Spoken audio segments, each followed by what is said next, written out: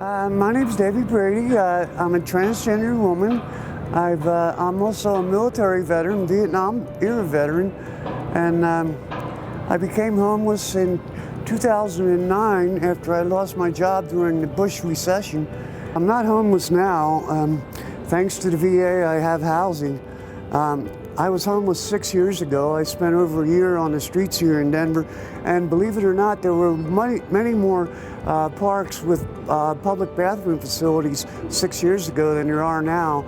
The city has systematically closed down and fenced off most of these facilities.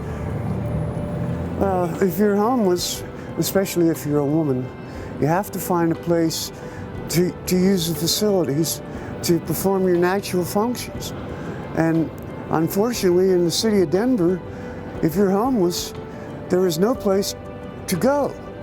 And these bathrooms are open during the day for the shoppers and the office workers, but they're closed at night. And I don't know about you, but there's many times during the night when I have to use the facilities, and if they're not available, it makes things really difficult. It makes life difficult.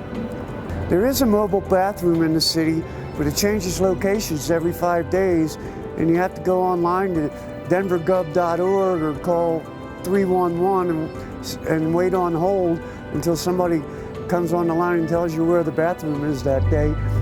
People should care about human dignity for everyone. We're all human beings and we share this earth together, and we should have respect for each other, and it shouldn't depend on whether or not you have a place to call home.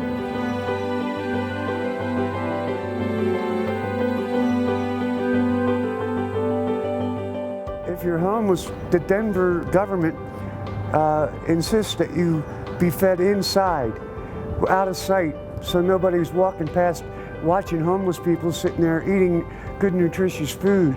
It's perfectly all right for them to be eating food that they bought from a vendor, because the city makes money off of that. They don't make any money when somebody's giving away free food to homeless people.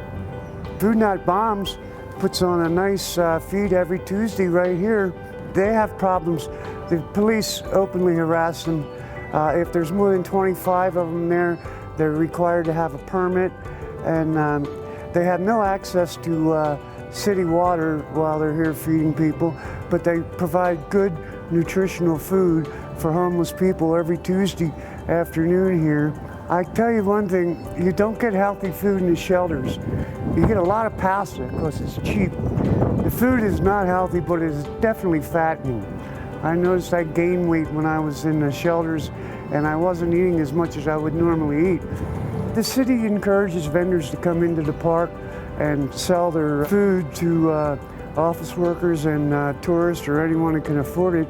If someone's giving away free food, the city doesn't want you here competing with their businesses that they bring in here to sell food.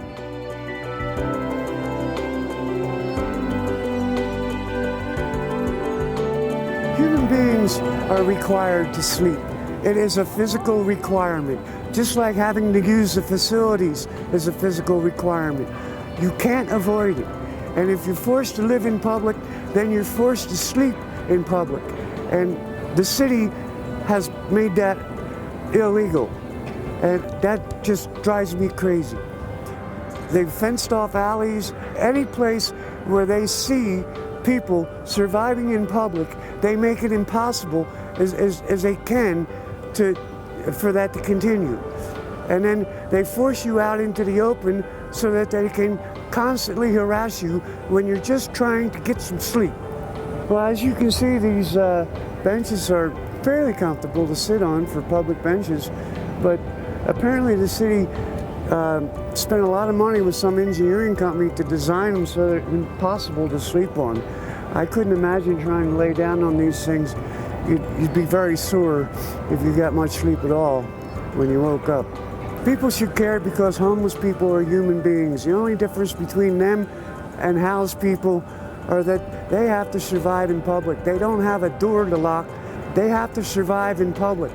And the city is doing their damnedest to make that impossible, because what the city wants is for the tourists not to see people surviving in public. They don't want to see people trying to get some sleep. They want us to disappear, but they don't care where we disappear to, just as long as we disappear.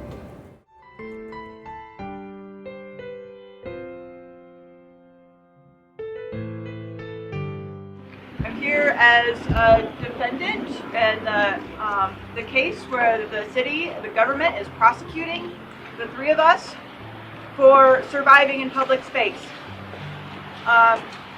This is the first time ever that anybody has taken one of these tickets, traditionally named the unauthorized camping ordinance, but better named the survival ban, to court here in Denver to try this and to plead not guilty, to say that this is not a camping ban, this is surviving.